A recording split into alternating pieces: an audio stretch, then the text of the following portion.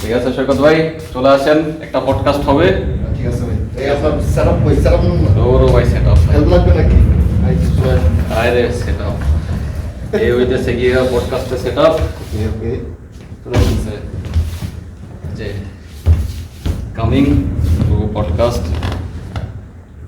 কি অবস্থা ভাই? দেখুন ভিডিও হচ্ছে কিনা আরেক দফা চেক করি। গরিব মানুষ পডকাস্ট করলে যা হয় ঠিকই আছে, সুন্দর লাগতেছে। আপনার সুন্দর দাড়িগুলো কিন্তু আপনার সুন্দর ভাই। সেই গাড়ি তো দুর্দান্ত সুন্দর। তার আপনার জন্য কিছু কোয়েশ্চেন নিয়ে আসছে, কোয়েশ্চেনগুলো নিয়ে আসি নাকি? আগে কোয়েশ্চন ভাই আপনার। আরে রাখেন আপনি। কে ভাই আপনি ভাই? আরে রাখেন, সবই হবে। কোয়েশ্চেনের লিস্ট দেখাই। আচ্ছা, এত কোয়েশ্চন নিয়ে আসছেন। এ হচ্ছে কোয়েশ্চেনের লিস্ট। আচ্ছা ওকে ওকে। আমার হইতেছে কোনো কোয়েশ্চেন নাই, হইতেছে এই ভাই ইন্টারভিউ দিতে কিন্তু ভুলে গেছেন। আরে দিব রে ভাই, 1 মিনিট পাগল হয়ে গেছে। তো মনে হইতেছে এটা একটা ইনফর্মাল পডকাস্ট। এখানের মধ্যে মানে কোনো ফর্মাল কথাবার্তা পারতপক্ষে বলবো না কেউ, বাট এটা জাস্ট আমরা শেয়ার করতেছি আমাদের কী অবস্থা না অবস্থা। সো আজকে আমাদের পডকাস্টের গোস্ট হচ্ছেন আমাদের সৈকত ভাই। উনি কোরিয়াতে মরতে আসছে। আজকে জিজ্ঞেস করবো কেন মরতে আসছে। আর আজকে পডকাস্টের হোস্ট হচ্ছে নাদিম ভাই। চেহারা একটা আলাদা মায়া আছে আমার মাশাআল্লাহ। সো আজকে আমাদের পডকাস্টের সিজন 1 এপিসোড 1 এপিসোড 0 ওকে 0th এপিসোড। আপনি টেস্ট গেস্ট, ঠিক আছে। হ্যাঁ, এরপরে তো মনে করলেন যে যে প্রেসিডেন্ট প্রাইম মিনিস্টার এটা আসবে, ঠিক আছে। আপনাকে দিয়ে শুরু করি। সো ফার্স্টে জিজ্ঞেস করি কি অবস্থা ভাই, কেমন আছেন? এই তো ভাই আছি আর কোনো রকম মাথায় রাখছে ভাই। আপনার কি অবস্থা? খাওয়া দাওয়া করছেন নাকি শুনলাম? আপনার জবাবে অবাক হয়ে গেলাম। হ্যাঁ, এত কেন নম্র কি হয়েছে? ভদ্রতা। কেমন আছেন? আচ্ছা আমি আপনার এখানে গোস্ট না, আমার তো এটা করতে হবেই, তাই না? আচ্ছা ঠিক আছে। সো আমাদের সৈকত ভাই কোরিয়াতে আছেন, গাচন ইউনিভার্সিটিতে মাস্টার্সে শেষ সেমিস্টার, মানে মরার অবস্থা, ঠিক আছে। সো আমি সৈকত ভাইকে বলবো ওনার ইন্ট্রোডাকশন দেওয়ার জন্য। ভাই যত অল্প, আপনি তো জিজ্ঞেস করলে রচনা বলেন। হুম। So, যত আপনার ভাই সব বলে দিলেন, আমার নাম বলে দিলেন, আমার নাম, পরিচয়, বংশ। বাংলাদেশের সৈকত নামে যদি আমি একটা মানে আমি যদি একটা পাথর নিয়ে বাংলাদেশে মারি, একটা না একটা সৈকতের মাথায় পড়বে। তো নাম বললে কিছু যায় আসে না। না না সৈকত ভাই আপনার ওকে, আমি as usual Saikat Hasan, and আমি হচ্ছে এখানে মাস্টার্স করতেছি, আর আমার মেজর হচ্ছে সফটওয়্যার। আর এখানে আমি কাজ করতেছি হচ্ছে ডিপ লার্নিং নিয়ে, মোস্ট স্পেসিফিক্যালি হচ্ছে কম্পিউটার ভিশন। এবং আমি নাদিম ভাইদের ল্যাবে আছি। এই আমাদের ল্যাব, এই নাদিম ভাইদের ল্যাব, মন খারাপ করবেন না, নাদিম ভাইদের ল্যাবে আছি, তার আমাদের- মাঝখানে আমিও আছি, মানে আমাদের ল্যাব। সেখানে আমরা এই কম্পিউটার ভিশন নিয়ে টুকটাক কাজ করার চেষ্টা করি আর কি। আরে ভালো কাজ করিনি, নমস্কারই করেন নাকি? আচ্ছা যাই হোক, একটু বেশি হয়েছে। সো সৈকত ভাই এখানে আসছেন 2020-এর মার্চে। ওনার কপালটা খুবই ভালো, উনি আসছেন, কোরিয়া বন্ধ হয়ে গেছে, ঠিক আছে। কোভিডের জন্য। এগুলো শুনে যে আপনারা কি করবেন বলেন তো? এই যে এগুলো বলতেছে, আপনাদের কোনো কাজ আছে? শুনতেছেন শুধু শুধু ওনার কথা, কাজের কথা বলেন কি? এইসব কি ঠিক আছে। সো ফার্স্ট যে কাজের কথা, হ্যাঁ। ঠিক আছে, ইম্পর্টেন্ট কোয়েশ্চেন। আপনি কোরিয়াতে মরতে কি জন্য আসছেন? আসলে একদিন হাঁটতেছিলাম রাস্তাঘাটে, তারপরে হঠাৎ করে আমাদের যে প্রফেসর সাহেব আছে উনি বললো, এই কী করো তুমি হাঁটতেছো, তোমাকে খুব সুন্দর লাগছে, আসো তুমি, তোমাকে কাজ টাজ করবো নাকি? বলে আমাদের এখানে কাজ করার জন্য অনেক ভালো ভালো লোকজন আছে, যেমন নাদিম ভাই এবং ইটিসি, তারা খুবই ভালো কাজ করতেছে, তুমি আসবে নাকি? আমি বললাম অবশ্যই আসতে হবে। কি হয়েছে কাহিনী? নাদিম ভাইকে ফোন দিছি, ভাই আপনারা কি কি কাজ টাজ করেন? কয় আমি তো ভাই কোডা প্রোগ্রামিং নিয়ে খুবই পড়াশোনা করতেছি। আমি তো বলি হাই কোডা প্রোগ্রামিং নিয়ে পড়তেছে, আমার তো যাইতে হবে এই জায়গায়। তারপরে কি এসে বললাম আর কি, এসে দেখি কিছুই করে না, খুদাই ফাইটার্স করে আর কি। মানে একসাথে 5-6টা গাঁজা খাইলে এরকম আসে, ঠিক আছে। এখানে এসব অশ্লীল কথা বলা যাবে না, এখানে কিন্তু এখন বলাই নিষেধ। কারণ হচ্ছে দেখেন, কোরিয়ান পুলিশ কিন্তু কাম দিয়ে রাখছে সব জায়গায়। হাঙ্গমাল মোল্লাই। মানে কি রে ভাই? সো আচ্ছা আমি না বলি, আমাদের গোস্ট বলুক। বলেন ভাই, হাঙ্গমাল মোল্লাইয়ের কাহিনী বলেন দেখি এখানে। আচ্ছা, হাঙ্গুমুল্লাহ হচ্ছে এখানে একটা খুবই পবিত্র একটা শব্দ এবং সেন্টেন্স, যেটা হচ্ছে যে কোনো রোগ, যে কোনো সমস্যার সমাধান। কারণ হচ্ছে এটা মানে আমি কোরিয়ান পারি না। কারণ হচ্ছে আপনি যখনই যাবেন তারা শুরু করে পক পক পক পক পক পক পক পক অ্যান্ড ইউ উইল সে হ্যাঙ্গুমাল মুলায়ু। এটা আমি কোরিয়ান যে হাতের যে একটা মানে এক্সম্যান দেখাইছেন এটার মানে কি? এটা মানে হচ্ছে পারি না, নাই পারি না, অবশ্যই মানে পারি না, নাই। আপনার কিন্তু মাস্ক পরে গেছে ভাই মাস্ক এখানে কবির বলতে কিছু নাই, ভালো করে জানেন, এগুলো শুধু শো। আচ্ছা ঠিক আছে। সো এখানে সৈকত ভাই ক্যামেরা নিয়ে কাজ করে, কেন করে জানি না, উনি নতুন ধরনের একটা ক্যামেরা নিয়ে কাজ করে, ঠিক আছে। সো একটু জিজ্ঞেস করি ভাই কি মানে জিনিসটা কি নিয়ে কাজ করতেছেন, যে ক্যামেরা বলতেছে, ক্যামেরার কি অভাব আছে দুনিয়াতে? এখান থেকে অবশ্যই অভাব তো নাই, তাহলে কি জন্য ক্যামেরা নিয়ে কাজ করতেছেন? অভাব নাই দেখে তো আমরা অভাব তৈরি করার চেষ্টা করতেছি, বুঝছেন। বলতেছি যে আগের যে ক্যামেরাগুলো ছিল সবগুলো ইনভ্যালিড, আমরা যেগুলো নিয়ে কাজ করতেছি সেগুলো ভ্যালিড। সো এটার জন্য কাজ করতেছি আমরা, যেটা হচ্ছে নতুন একটা ক্যামেরা সেন্সর যেগুলো আছে সেগুলো দিয়ে আগের যে ক্যামেরা সেন্সরগুলো আছে সেগুলো ইনভ্যালিড প্রমাণ করার জন্য, মানে আমাদের ক্যামেরা যেগুলো ইউজ করছি সেগুলো স্টেট অফ দ্য আর্ট, সেগুলো প্রমাণ করার চেষ্টায় আছি আর কি আমরা, এই আর কি। আপনি তো ভাই কি নিয়ে জানি কাজ করতাম, একটা জীবনের বড় দুঃখ, এটা নিয়ে আর কথা না বলি। সো করতেন কিন্তু ভাই করতাম, হাজার হাজার বছর আগে যেটা করতাম। সো বেসিক্যালি আমি আর সৈকত ভাই যেটা যে বিষয় নিয়ে কাজ করি সেটা হচ্ছে computer vision and image processing. So আমরা আপাতত অ্যাপ্লিকেশন বেসড জিনিসপত্র নিয়ে কাজ করছি, ফর এক্সাম্পল ইমেজিন পেইন্টিং, তারপর হচ্ছে যে সৈকত ভাই যেটা বলছেন ইভেন্ট ক্যামেরা, নতুন একটা ক্যামেরা নিয়ে কাজ করছেন, এবং আমরা প্রিভিয়াসলি স্যামসাংয়ের সাথে কাজ করেছি, স্কাইনেক্সের সাথে কাজ করেছি, অনেকগুলো কোম্পানির সাথে কাজ করেছি। সো আমরা দুঃখের কথায় না যাই, কি শুদ্ধ ভাষায় কথা বলেন ভাই, একটু মানে দেখাচ্ছে আর কি, মানে ভাই কি মানে নাদিম ভাই চাইলেও একটু বলতে পারে আর কি। ওকে, সো সৈকত ভাই মানে এই যে আপনি কোরিয়াতে প্রায় অলমোস্ট 1.5 বছরের মতো, মানে কি কি মনে হয় আপনার কাছে, মানে কি কি ডিফারেন্স, কি চেঞ্জ আসছে আপনার লাইফে কোরিয়াতে আসার পরে? কোরিয়াতে আসার পরে আমি দুই ধরনের চেঞ্জ বলবো। একটা হচ্ছে ফিজিক্যাল চেঞ্জ, আমি এরকম কাঠির মতো শুকনো ছিলাম, এখন হচ্ছে হাতির মতো মোটা। তাছাড়া আর কোনো চেঞ্জ আপাতত দেখতেছি না। বাট কোরিয়ার একটা জিনিস হচ্ছে সময় খুবই তাড়াতাড়ি চলে যায়। যেমন আমি, যেটা নাদিম ভাই বললো 1.5 বছর হয়ে গেছে, বাট আমার কাছে মনে হচ্ছে আমি মাত্র 3-4 মাস হয়েছে আসছি। মানে এত তাড়াতাড়ি সময় চলে যায়, কারণ হচ্ছে এখানে লাইফটা খুবই বিজি। আপনি মানে ব্যস্ত থাকতে না চাইলেও ব্যস্ত থাকবেন, এমনকি একটা উইকেন্ড থেকে আরেকটা উইকেন্ড কখন আসতেছে সেটা বুঝতে পারবেন না, এমনকি উইকেন্ড যখন শুরু হবে সেটা মানে শেষ হয়ে গেছে কয়েক ঘন্টা, এটাও আপনি বুঝতে পারবেন না। ঘুমাইছেন, ঘুমতে করে দেখছেন আরে আজকে তো শুক্রবার, কালকে শনিবার রবিবার বন্ধ, ঘুমতে করে দেখবেন এই পরশু দিন সোমবার, মানে শেষ। মানে হচ্ছে টাইম খুব তাড়াতাড়ি চলে যায়। অ্যান্ড তাছাড়া লাইফ আছে ভালোই, খারাপ না, আপনি সময় পাবেন না, এটাই। কান্না করেন না, ওই চোখে পানি চলে আসছে ওনার, ঠিক আছে, ওনার চোখে পানি চলে আসছে। আমি তো 1.5 বছর, আপনি তো প্রায় 2.5 বছর হয়ে গেল, আপনার কি অবস্থা, আপনার সেটা বলেন। আমার স্বাস্থ্যের একটা মাশাআল্লাহ উন্নতি হয়েছে। হয়েছিল না হয়েছে? হচ্ছে। আচ্ছা। বাড়ন্ত বয়স, খাওয়া দাওয়া হচ্ছে, ঘুম হচ্ছে।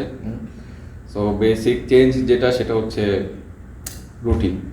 আমার মনে হয় যে বাংলাদেশে আমি যে রুটিনে চলতাম, এখানে আসার পরে এটা আরো জঘন্য হয়েছে। আচ্ছা, এটা আরো জঘন্য।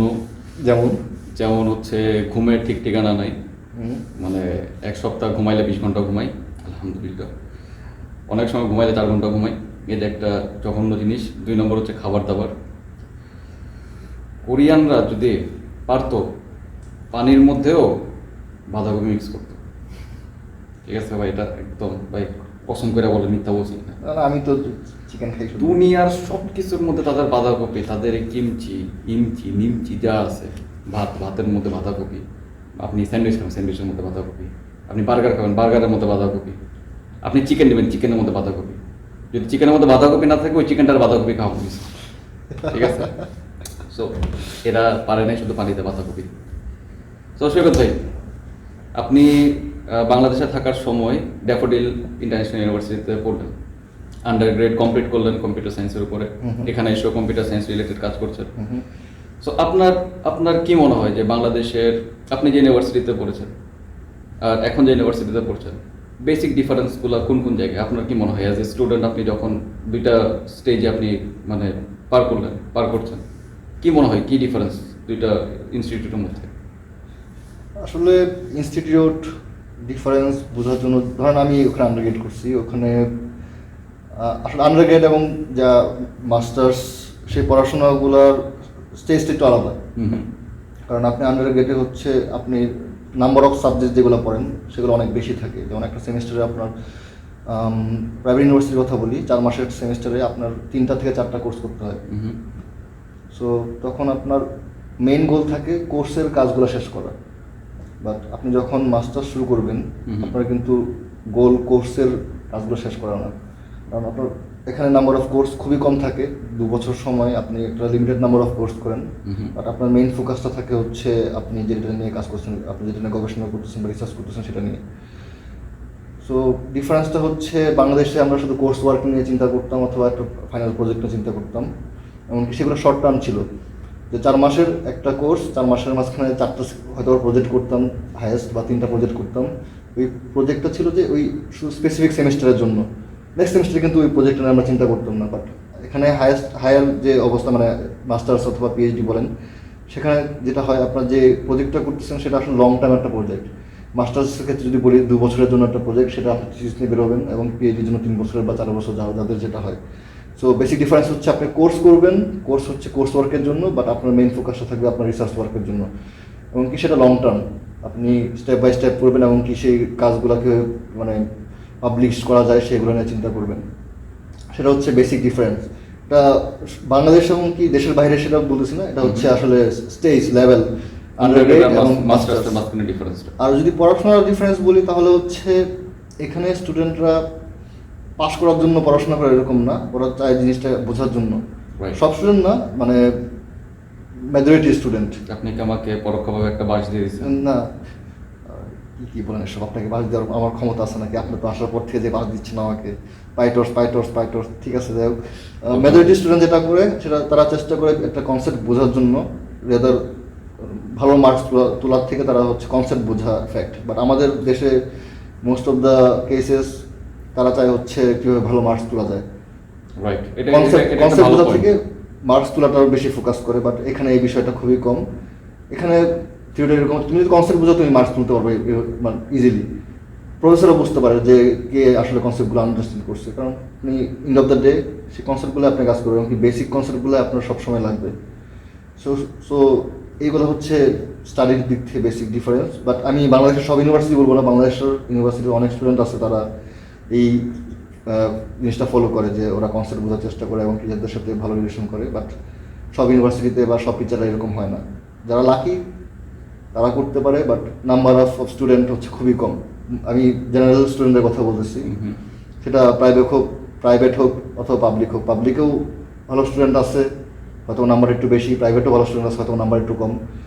এমনকি পাবলিকেও কিছু খারাপ বলবো না, মানে একটু অন্যদিকে সরে যাওয়া স্টুডেন্ট আছে, বাট হয় আর কি। বাট এখানে হচ্ছে সেই নাম্বারটা পাবলিক প্রাইভেট বলতে কিছু না, সেখানে সবাই চেষ্টা করে আর কি ওই নাম্বার অফ স্টুডেন্ট, বেশি নাম্বার অফ স্টুডেন্ট যারা হচ্ছে চেষ্টা করে জিনিসটা বোঝার জন্য।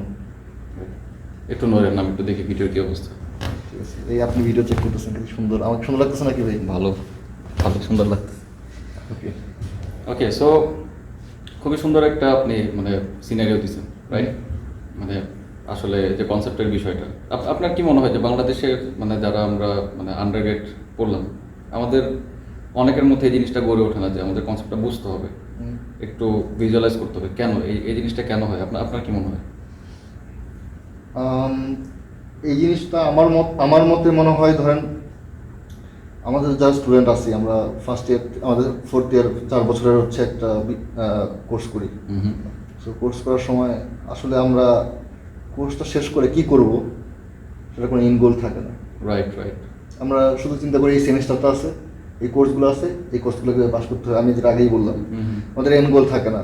অথবা আমরা কি জব করব, জব ফিল্ডগুলো আছে, সেটার জন্য আমার কি স্কিল দরকার জব মার্কেটে, সেটা আমরা জানতে পারি কি লাস্ট ইয়ার বা লাস্ট সেমিস্টারে আমরা চিন্তা ভাবনা করি, আচ্ছা এই করতে হবে। একটা সেমিনার হয়, সেগুলো খুবই সিরিয়াস, কারণ তো বিয়ে হবে না, এটা উদাস হয়ে গেল। সো এতে কি হয়, আপনি লাস্টে এসে আপনি সবই বুঝতে পারেন যে আমার তো এই জিনিসগুলো ল্যাকিংস আছে। বাট এই কোর্সগুলো আপনি আসলে ফার্স্ট ইয়ারে করে আসছেন, তখন আপনি যখন ফার্স্ট ইয়ারে এগুলো করছেন আপনার কাছে মনে হচ্ছে এগুলো করে কি হবে, এগুলো শুধু করতেছি, কারণ আপনার কাছে সেই নলেজটা নাই। আপনি যেটা বলছেন সেটা হচ্ছে সবগুলা কোর্স যেগুলো করে সবগুলো আসলে কানেক্টেড, বাট আমরা বুঝি না যে আসলে কানেকশনটা কোন জায়গায়। তাহলে আপনার কি মনে হয়, ধরেন একটা ফার্স্ট সেমিস্টারের স্টুডেন্ট বা ফার্স্ট ইয়ার একটা স্টুডেন্ট, সে একটা ইউনিভার্সিটিতে ঢুকলো, ঢোকার পরে সে কোর্স দেখতেছে, সিলেবাস দেখতেছে, বন্ধু বান্ধব দেখতেছে। সো এটা এক্সপেক্ট করা মানে আসলে ভুল যে একটা ফার্স্ট সেমিস্টার বা ফার্স্ট ইয়ার একটা ছেলে মানে ফিউচার নিয়ে চিন্তা করবে, কারণ সে নতুন নতুন ভার্সিটিতে ভর্তিছে, আম্মা কোনোদিন তারা ঘরে বাইরে যেতে দেয় না, সে এখন বন্ধু বান্ধবের সাথে আড্ডা মারতেছে, রাইট? সো আপনার কি মনে হয় মানে কিভাবে ওদেরকে আসলে গাইডলাইনটা দেওয়া যায়, একটা ফার্স্ট সেমিস্টারের ছেলে বা ফার্স্ট ইয়ার একটা ছেলে বা মেয়ে যে মানে ফিউচার নিয়ে চিন্তা করবে, তার মানে ওই এক্সপিরিয়েন্স নাই, তার ওই নলেজটা নাই যে আসলে বাইরের ওয়ার্ল্ডে কী হচ্ছে বা বাইরে কীভাবে কী করতে হবে, বাট একটা হিন্ট থাকে কিন্তু তাদের মাথায় যে আমি এরকম একটা জিপি নিয়ে বেরোবো বা এরকম একটা জব করবো, রাইট? আপনার কি মনে হয় মানে কীভাবে এই জিনিসটা মানে তাদের মাঝখানে দেওয়া যায় যে হ্যাঁ ফিউচারের ঠিক করতে হলে আমার এই জিনিসটা করা উচিত, এরকম একটা গাইডলাইন? এই বিষয়টা আসলে আপনি যদি ইন্ট্রোডিউস করতে চান তাদের কাছে, আমাদের ইউনিভার্সিটি বলেন, স্কুল লাইফ বলেন, কলেজ লাইফ বলেন, টিচাররা যারা আছেন, যারা আমাদের শেখাচ্ছে, তারা কিন্তু আমাদের মানে গাইডলাইন দেওয়ার জন্য একটা বেস্ট অপশন। কারণ আমরা যখন একটা ক্লাস করি, আমরা কিন্তু টিচারদের সবসময় তাদের কথা শোনার চেষ্টা করি, সবাই শুনি না। আর টিচার যারা আছে তারা অনেক সময় দেখা যায় যে আমরা কোনো একটা কোর্স করতেছি, সেটার আসলে ওভারঅল যে মানে বার্ড আই ভিউ, সেই ভিউটা আসলে ওনারা দিতে পারে না, অনেক সময় দেওয়া হয় না অথবা স্টুডেন্টরা নেয় না। সো টিচাররা ইচ্ছা করলে স্টুডেন্টদেরকে সেই বিষয়গুলো সম্পর্কে আইডিয়া দিতে পারে ফার্স্ট সেমিস্টার থেকে, কারণ তারা স্কুল কলেজ পার করে আসছে, যথেষ্ট একটা ম্যাচিওর।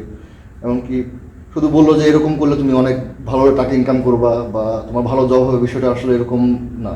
তাদেরকে আসলে হাতে ধরে দেওয়া উচিত যে এরকম হলে এই জিনিসগুলো তোমার প্র্যাকটিক্যাল লাইফে এরকম কাজে লাগবে। যেমন আমি একটা এক্সাম্পল দিতে পারি, যেমন আমরা যখন সি প্রোগ্রামিং কোর্স করি ফার্স্ট ইয়ারে, তখন সবাই চিন্তা করছে আমি যোগ বিয়োগ গুণ ভাগ করে কি করবো, সি প্রোগ্রামিং।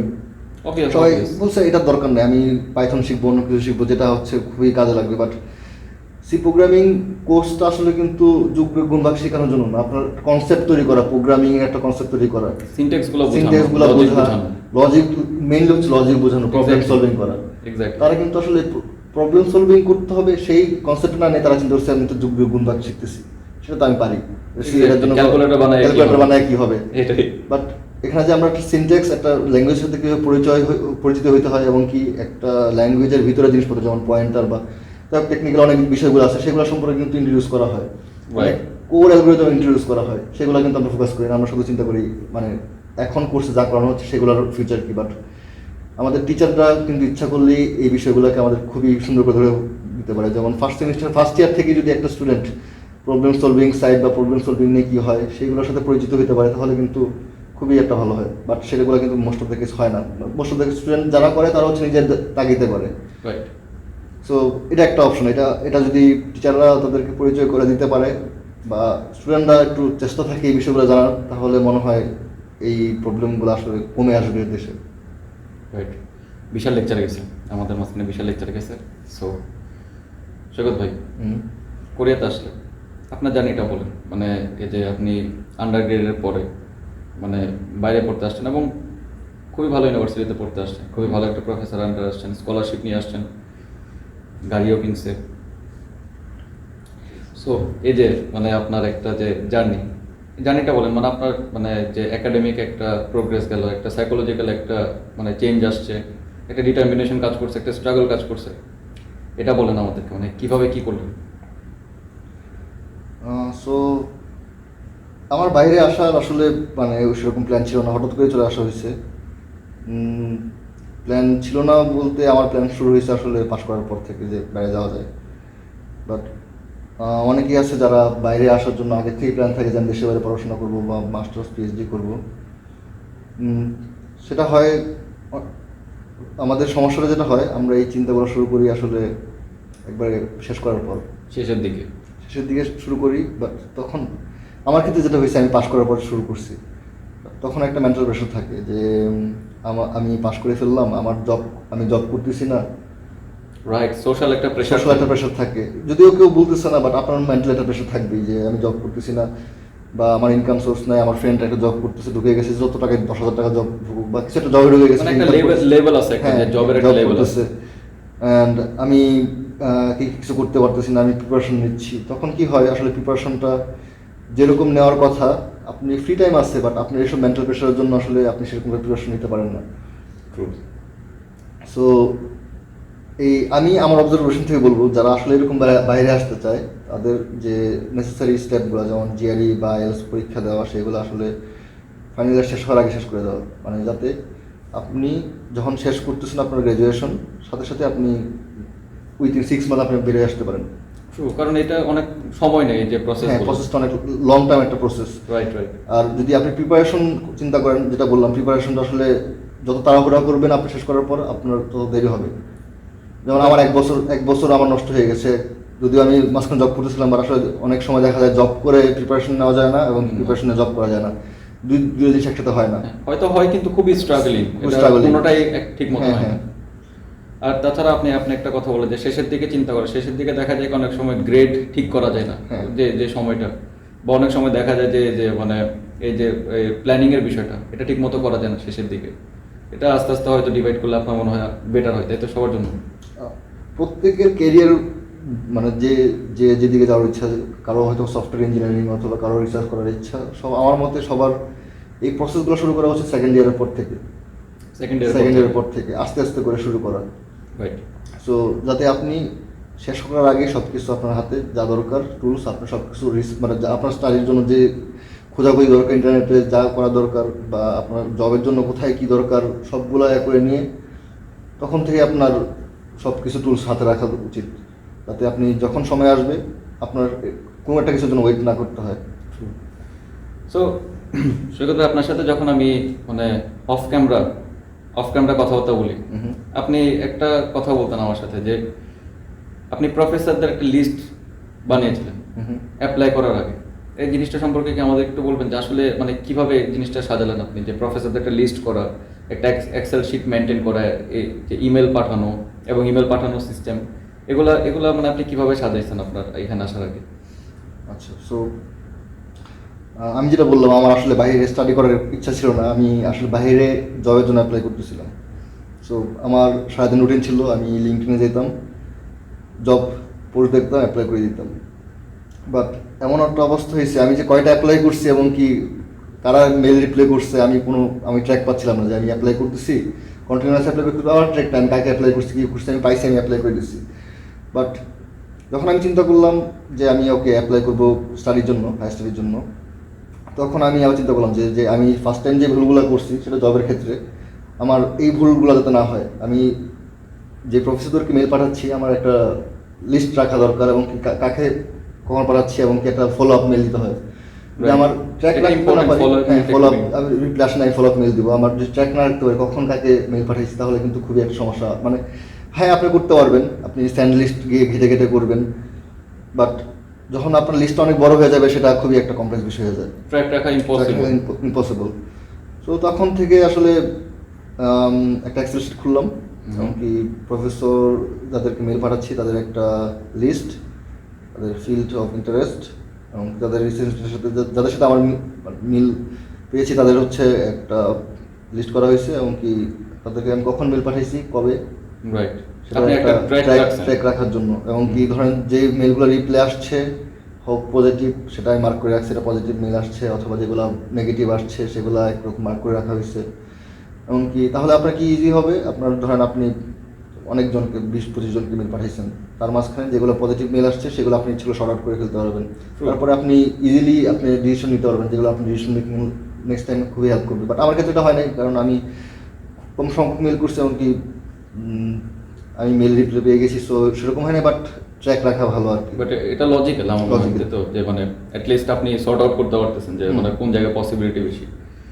সো এটা হাইপোথেটিক্যাল সিচুয়েশন, আমি মানে পাস করলাম, রাইট, আমি একটা প্রফেসরকে ইমেল করবো, ইমেলে কি লেখা থাকবে যে প্রফেসর আমি আপনার আন্ডারে মাস্টার্স করতে চাই, এই আমার সিভি, এরকম নাকি? মানে কি থাকবে মেলের মধ্যে?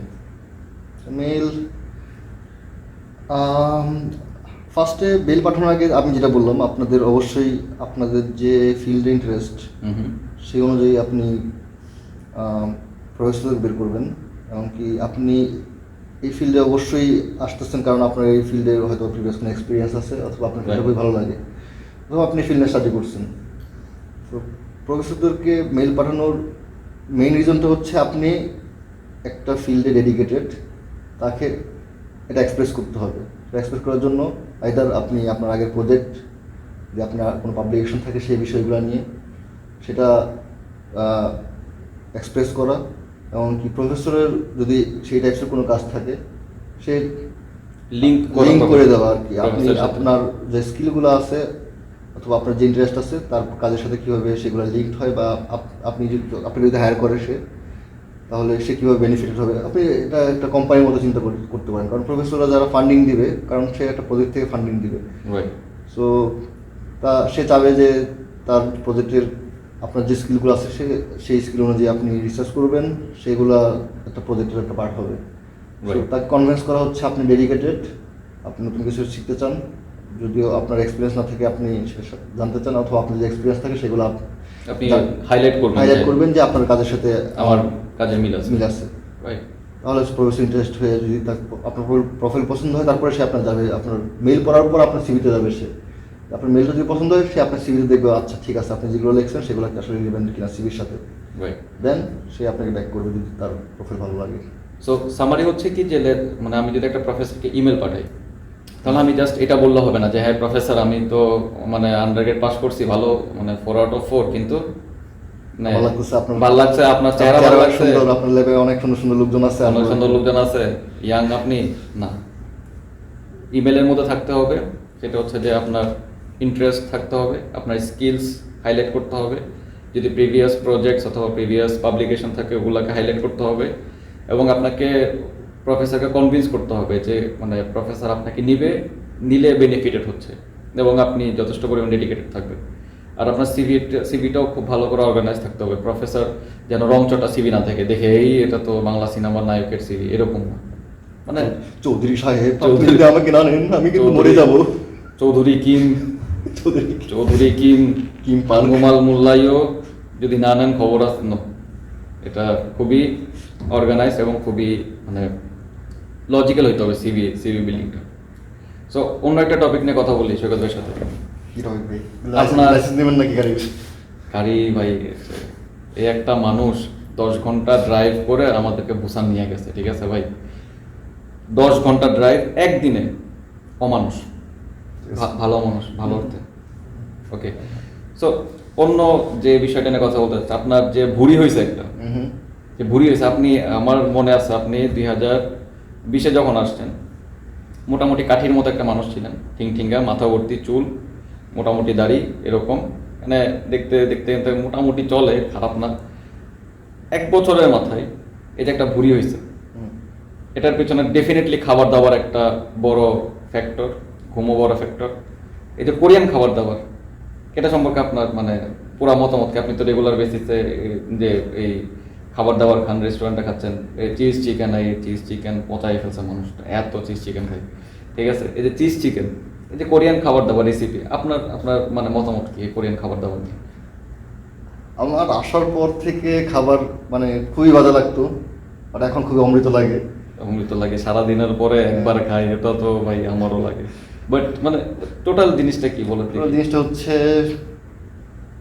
কোরিয়ান খাবারের অন্যরকম একটা ফ্লেভার আছে, বাট আমরা অ্যাকচুয়াল কোরিয়ান খাবার খাই না বলতে গেলে। আমরা হচ্ছে কিছু স্পেসিফিক মেনু আছে যেগুলো হচ্ছে সারাদিন এটাই খাচ্ছি। আমরা যেমন 6 মাসে চিজ চিকেন খাওয়া হয়েছে, এরপর 6 মাস ধরে এই চানাচুর ভাত খাচ্ছি। একটা যাই হোক, চানাচুর ভাত আপনারা জানবেন না, কিছু একটা চানাচুর ভাত। না আমরা জানতে চাই চানাচুর ভাতটা কি, যে চানাচুর ভাত কি বলেন দেখি। ভাত আর চিকেন ওরা ফ্রাই করে, বাদাম দেয় কিছু একটা, দেখতে চানাচুরের মতো লাগে। তার আমার নাম না, ওনার নাম দেওয়া চানাচুর ভাত। যাই হোক, আমি এই ধরনের কোনো ক্লেমে অ্যাকসেপ্টও করতেছি না, ডিনাইও করতেছি। তো এটা মানে কিছু খাবার আছে যে দেখা যাচ্ছে কন্টিনিউয়াস খাওয়া হচ্ছে, 1 মাস খাওয়া হচ্ছে, তারপর আবার আরেকটু চেঞ্জ করতেছি।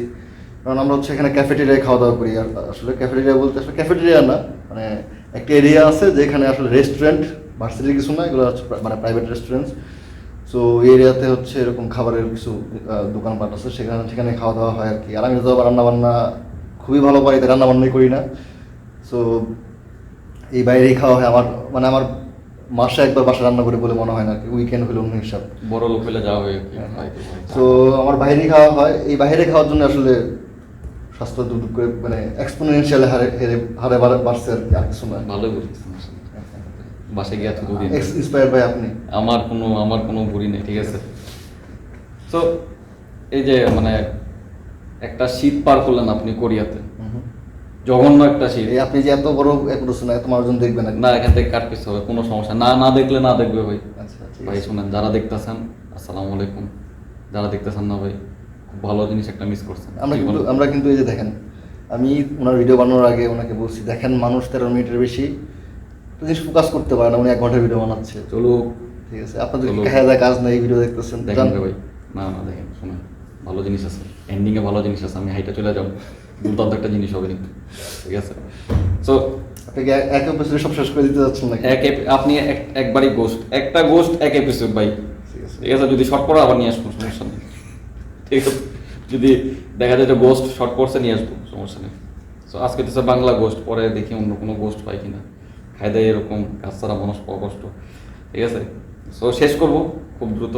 এর আগে বলেন, এই যে একটা জঘন্য শীত পার করছেন, আপনার মানে এটা এক্সপিরিয়েন্স শেয়ার করেন আমাদের সাথে। অনুভূতি অনুভূতি, সেই অনুভূতি ভাই, সেই মানে এই যে বরফ দেখলেন, হ্যাঁ হ্যাঁ। ঠিক আছে, এই যে আচার খেলেন রাস্তার মাঝখানে গাং নামে, ঠিক আছে। কার কথা বলছেন? আপনার কথা বলছেন?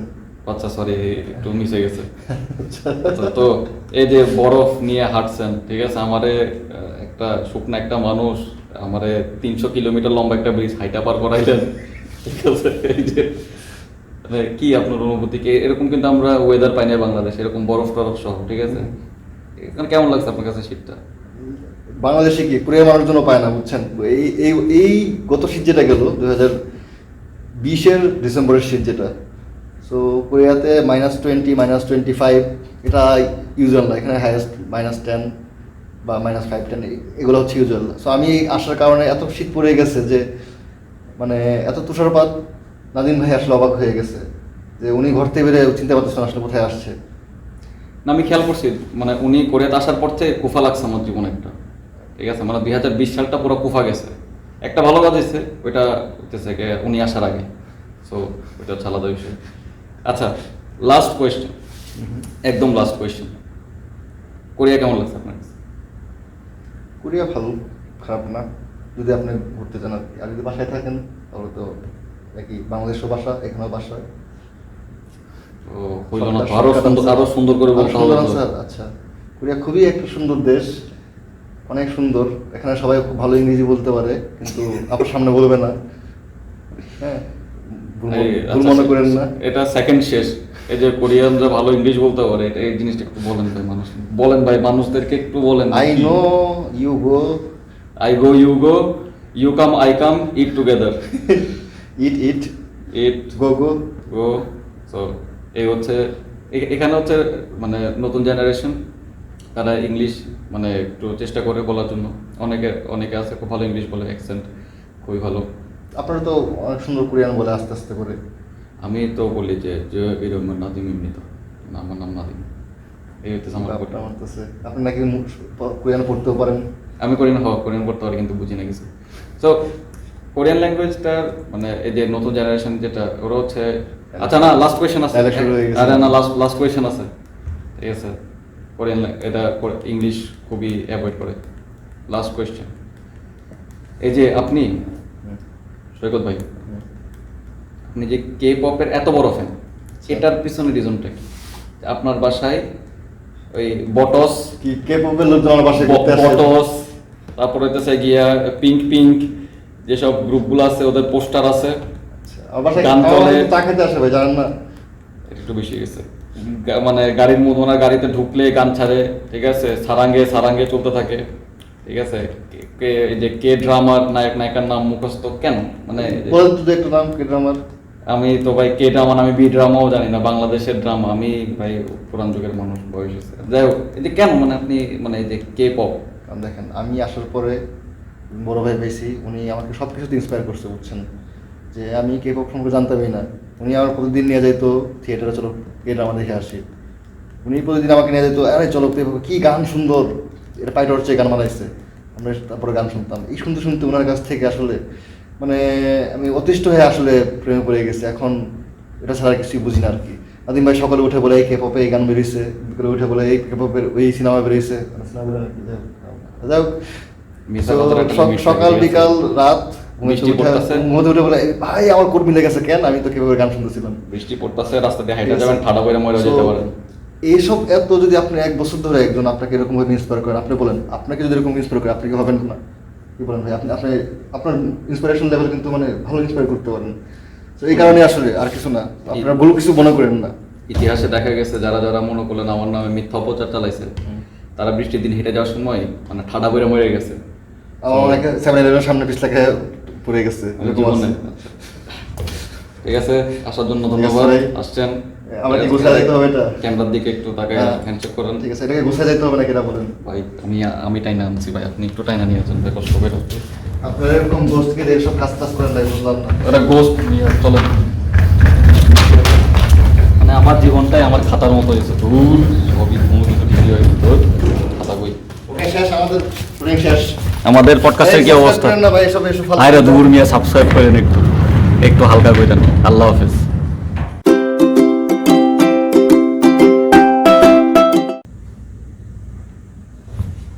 Hello everyone, this is Shoykot Hassan and welcome to our podcast. And today we will talk with our guest Nadim bhai. না না না না না ভাই, দিস ইজ মাই পডকাস্ট। আপনি কে? Okay. আরে কি রে So ভাই? I am the guest here. So don't worry, I will try to give a really good interview with Nadim bhai. And as you already understand, he is a really good host. And বুঝলাম না কিছু। but he is feeling little bit shy to start the interview. That's why I started. Don't worry, I am the guest here. I'm not the host. So bhai, what's up? এটা কিন্তু test video ভাই, I know it's a test video. মজা লয়েন না, ঠিক আছে? আমার এলাকায় এসে দাদাগিরি হবে না, আমার এলাকায় আমি বস, ঠিক আছে? সো বৃষ্টি পড়তেছে, আপনার অবস্থা কি? বৃষ্টির সাপোর্ট দিচ্ছিল যে কি অবস্থা? আর কি অবস্থা ভাই? ভাই পরে দেখা আপনার সাথে। এই আমার মাস্ক কই? মাস্ক পরে কি হবে জীবনে? ওরও ভাই, আপনি যে আমাকে এরকম সুন্দর করে দাওয়াত দিলেন আপনার অনুষ্ঠানে, কি খাওয়াবেন? তো ওরা আগে পরিষ্কার করতে দেবো ভাই। টেবিল ময়লা, ময়লা? টেবিল ময়লা, টেবিল দেখা যাচ্ছে না, একটা ময়লা নাকি না? হাত তো রাখতে হবে, পরে কিন্তু যে পুরো গেঞ্জি হাত দিয়ে গেছে। ঠিক আছে। না, পডকাস্টের জন্য কিছু মানুষ রাখা দরকার। এখন প্রোডাকশন ভিডিও কিরকম আসছে? প্রোডাকশনের জন্য ভিডিও দেখেন। খুবই ভালো আসতেছে। বুঝছেন তো, পিছনে আপনার ব্যাগ দেখতেছেন, আপনার ফ্রন্টও দেখতেছেন। কিন্তু কাহিনী হচ্ছে যে গিয়ে, আচ্ছা ঠিক আছে, একদম কাছাকাছি চলে আসছে নাকি আমরা? না, আমরা দূরে আছি, সমস্যা নেই। দেখি ভিডিওর কি অবস্থা। Sound check. এই যে কোরিয়ান বুড়ি। আপনার বুড়ি দেখা যাচ্ছে না, চিন্তা কিছু নাই। এই বুড়ি দেখা যাচ্ছে না মানে এটা কি? না, ক্যামেরা ফ্রেমে নাই আপনার বুড়ি। এখন আছে, এখন নাই। Sound check. থাক, বুড়ি দেখা দরকার নেই। আপনি এদিকে আসেন, আর ফ্রেমের মাঝখানে আসেন, ডিজাইনের মাঝখানে আসেন। এই যে এটাকে নিয়ে আসেন, এটাকে।